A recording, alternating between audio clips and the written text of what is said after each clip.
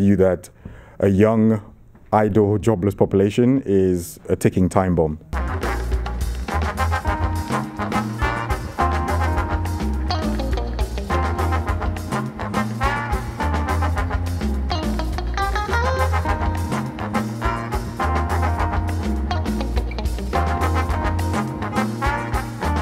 Wow, that's a big question. I could write a PhD thesis about that and you're asking me to describe it in 30 seconds? I don't think it can be fixed. I think we just have to kind of work with what we have. Corruption is rife, corruption is actually a part of the culture.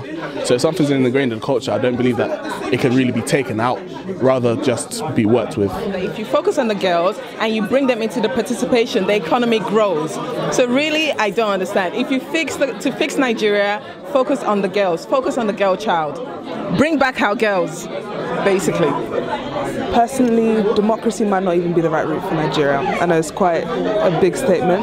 All of the developed countries of today were not built on democracies being introduced prematurely. Authoritarian governments, not necessarily like totalitarian North Korea, Nazi Germany, but definitely less choice when choice is not necessarily a good thing is one of the routes I think Nigeria needs to take, because I feel like there's too much choice, very little education and political know-how.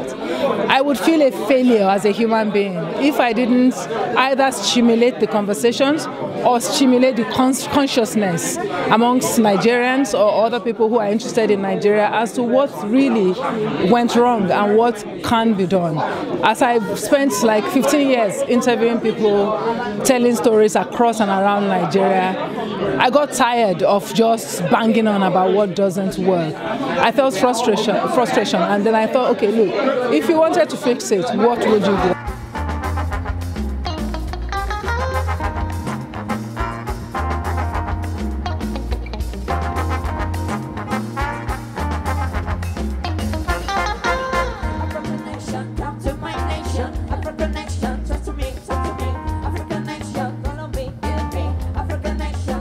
Rather than saying about fixing Nigeria, let's focus on the biggest problems. I think there's three big things. Number one, corruption. Number two, security. Number three, just tackling the demographic challenges that I've talked about earlier, which is an incredibly young population, many of whom are feel they're either disenfranchised or they feel disenfranchised. And we've got to find useful things for them to do, because I take the view that a young, idle, jobless population is a ticking time bomb. Nigeria can be fixed because we're full of loads of people who are bright, innovative, and at the heart of everything want the best. And I think until we kind of tap into that potential, we won't be fixed, but we know that we have the potential to be fixed. So many things about modern Nigeria that don't make sense. So many of the crises, they're just buried in the past. So you can kind of get a very good understanding of what's happening in Nigeria and what's likely to happen next if you have a very good conceptual and factual grasp of the past.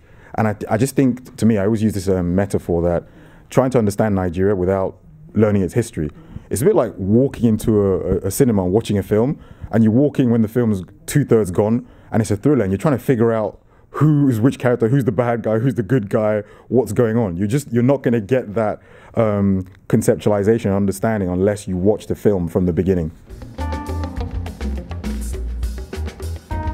History is ignored in Nigeria, absolutely. There was a benign reason for it, which is that after the Civil War, it was called a brothers' war by the leader at the time, General Gowon, and because of the need to heal and move on, the federal government basically decided to just, hey, let's just pretend it didn't happen. Let's just never talk about it because we don't want to reopen old wounds and we want reconciliation. And it's absolutely hilarious that if you read a Nigerian school history textbook, oh, it describes everything in detail and it gets to 1967 and it's literally like, oh, there was a war. Next page, no discussion of it at all. So I think that benign intent to move on and not reopen old wounds, noble intent, but it's had some unforeseen consequences, like the fact that there's like a national amnesia about history in Nigeria. It's just like history is a taboo topic in Nigeria, and it's almost like there's a national moratorium on discussing controversial events. So I do think it's very, very important and something that we need to re-engage with. I think most of the interest was from abroad, from the type of audience we have here, you know, Africanists, students and watchers of Nigeria. Lately, I've noticed a change that people in Nigeria are becoming more politically aware, they're becoming more curious, they're more willing to ask questions that they would not have dared ask 20, 25 years ago. And I think that's, for me, it's good. It's a good thing because the timing is nicely coincided with my book being released. And the second one, I never expected this kind of reception and reaction. I'm not patting myself on the back, but I've been very pleasantly surprised by the reception it's received, and long may it continue.